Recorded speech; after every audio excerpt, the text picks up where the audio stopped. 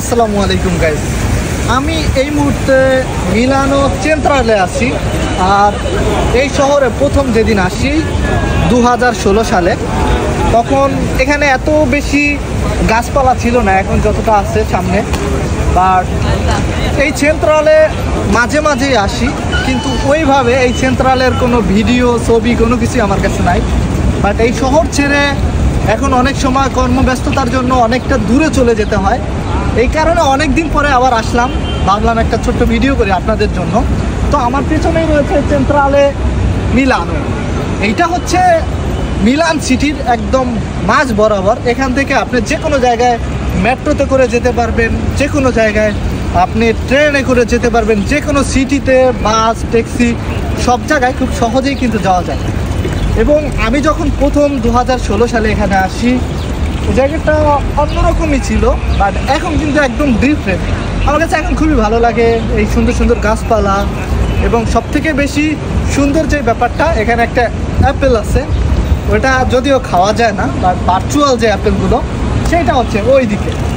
তো আমি এখন অ্যাপেলের কাছে যাব এবং আপনাদেরকে আরও সুন্দর করে দেখানোর চেষ্টা করব যে মিলানো চেন্ট্রালে কতটা সুন্দর। এখানে দেখতে পারতেছেন কতটা ক্লিন।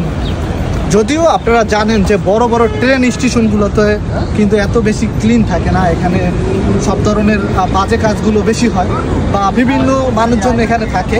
বাট সেই তুলনায় মিলানো চেন্ট্রালে এটা কিন্তু অন্যরকম সুন্দর। এবং এই হচ্ছে একদম সামনের সাইড, চেন্ট্রালের একদম সামনের সাইড। আর এই সামনে এটাই হচ্ছে অ্যাপেল। তো সত্যি দারুণ। আর আজকের বিকালটা অন্যরকম সুন্দর। আজকে কিন্তু বিকালে মেঘছন্ন একটি আকাশ, মেঘলা আকাশ, কোনো রৌদ্র নাই, বৃষ্টি নাই, বাট মেঘলা, অনেক ভারী। তো আজকে এখানে ঘুরে অনেক ভালো লাগতেছে। এই কারণে ভাবলাম যে আপনাদের কাছে একটু শেয়ার করি যে এই জায়গাটা আসলেই কতটা সুন্দর। আমার কাছে তো দারুণ লাগে, আপনাদের কাছে কেমন লাগে অবশ্যই কমেন্টস করে জানিয়ে দিবেন। আর বর্তমানে যেহেতু গরম চলে এসেছে, আর শীত শেষে যখন গরম আসে তখন কিন্তু আসলেই খুব ভালো লাগে। বাট দেখা হচ্ছে পরবর্তী ভিডিওতে। ততক্ষণ অবধি ভালো থাকবেন, সুস্থ থাকবেন। আল্লাহ হাফেজ।